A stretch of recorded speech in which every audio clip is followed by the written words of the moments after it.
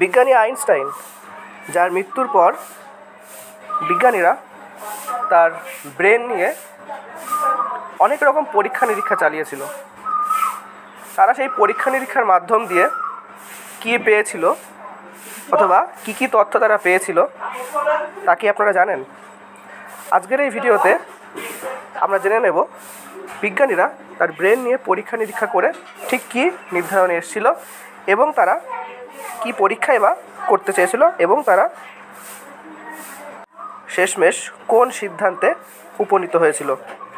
1955 সালে 76 বছর বয়সী অ্যালবার্ট আইনস্টাইন মারা যান, কিন্তু মৃত্যুর পর তার দেহে একটি আশ্চর্যজনক ঘটনা লক্ষ্য করা যায়।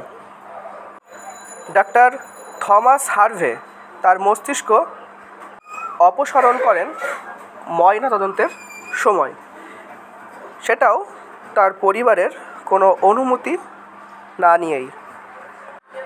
হার্ভে সেই মস্তিষ্কটি 240টি খণ্ডে ভাগ করেন এবং প্রত্যেকটিকে আলাদা আলাদা স্লাইডে রেখে দেন, এটিকে ভালোভাবে গবেষণার জন্য বা উপাসনার জন্যে।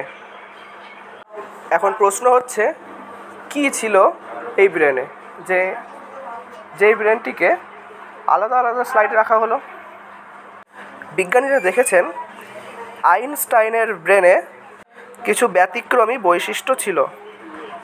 যেমন তার প্যারিয়েটাল লোব ছিল অস্বাভাবিকভাবে বড়, যা মূলত গণিত ও চিন্তা শক্তির জন্য বিশেষভাবে উপকারী ও গুরুত্বপূর্ণ।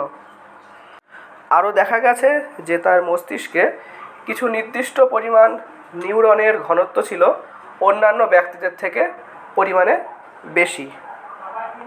2000 সালের পর গবেষণায় দেখা গেছে যে তার সিলভিয়ান ফিশার ছিল অনুপস্থিত, যা হয়তো তার মস্তিষ্কের নিরবিচ্ছিন্ন সংযোগ তৈরিতে সাহায্য করেছিল।